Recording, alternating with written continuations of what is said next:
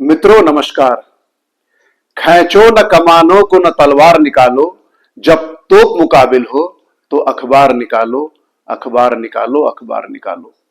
अकबर इलाहाबादी ने कभी इन चंद पंक्तियों के माध्यम से अपने उद्गार अभिव्यक्त किए थे।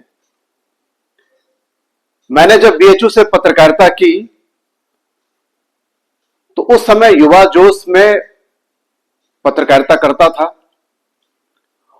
और वही जोश मित्रों अब तक बरकरार है। मैं पत्रकारिता के इस सफर में ना अपने जमीर को कभी बेचा, ना दलालों के सामने मैं झुका, ना मैं कभी गलत कार्य किया, ना किसी गलत कार्य में संलिप्त रहा। मैंने एक आदर्श परक, मूल्य परक पत्रकारिता की शिक्षा बच्चों को दी। पत्रकारिता भी जिंदा है, टाइगर जिंदा है। टाइगर बस सोया है, बहुत जल्दी जागेगा, नए असाइनमेंट के साथ जागेगा।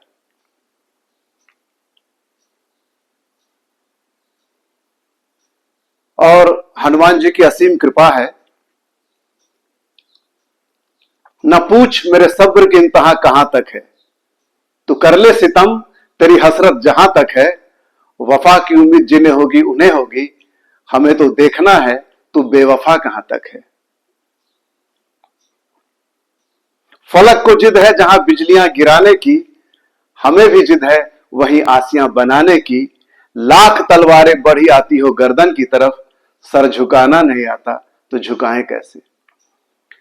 पत्रकारिता मैं बच्चों को जब प्रशिक्षण देता हूं तो मैं ये बताता हूं कि पत्रकारिता क्या है। तो मेरी परिभाषा पत्रकारिता को मैं किस नजरिए से देखता हूं।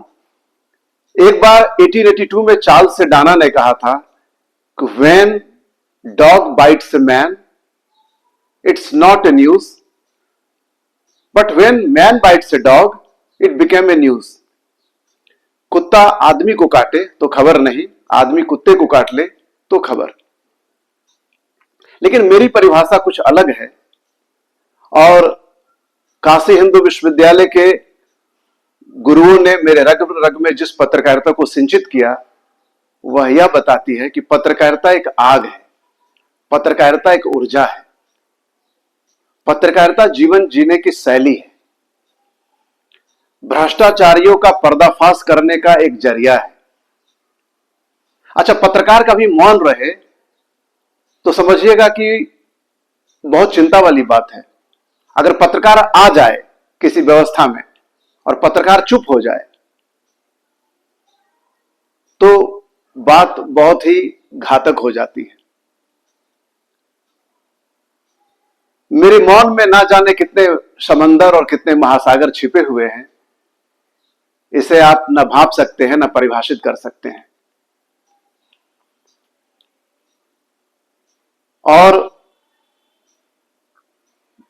जब मुझे किसी को जवाब देना होता है तो मैं इसी मौन की भाषा से जवाब देता हूं और सही वक्त का इंतजार करता हूं। पत्रकारिता शिक्षक के नाते भी मेरे तमाम विद्यार्थी अच्छे न्यूज चैनलों में हैं, लेकिन मैंने अपने आदर्श से कभी समझौता नहीं किया। एक आदर्श परक, एक नीति परक व्यावसायिक पाठ्यक्रम होने के बावजूद भी बच्चों का नवनिर्माण लोकतंत्र के चतुर्थ स्तंभ को किस प्रकार प्रतिपुष्ट करे, इसके लिए मैं सतत जागरूक रहा। और आज भी वही नैतिकता, वही ईमानदारी ईश्वर की कृपा से बरकरार है और मुझे असीम खुशियां प्रदान करता है। शायद यही मेरी सफलता है और इसको मैं अपनी नैतिक उपलब्धि और विजय मानता हूं। मिलेंगे कुछ रोचक वाक्यों के साथ।